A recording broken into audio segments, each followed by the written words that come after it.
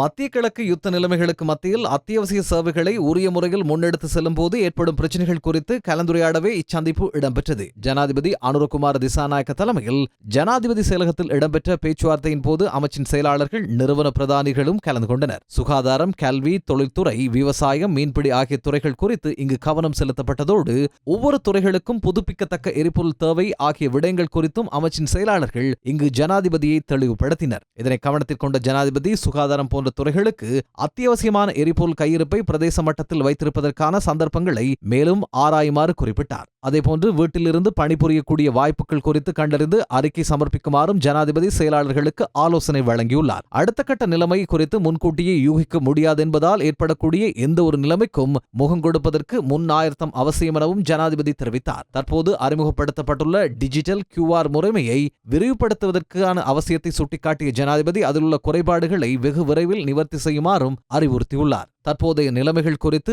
அவதானமாக இருந்து ஒவ்வொரு துறைகளுக்கும் வெவ்வேறான தீர்மானங்களை மேற்கொள்வதற்கு பதிலாக ஒட்டுமொத்தமாக கவனத்தில் கொண்டு சவால்களுக்கான மாற்று நடைமுறைகளை முன்னெடுக்க வேண்டுமெனவும் ஜனாதிபதி தெரிவித்துள்ளார். அதற்காக கவனத்துடன் தலையிடுமாறும் ஜனாதிபதி ஆலோசனை வழங்கினார்.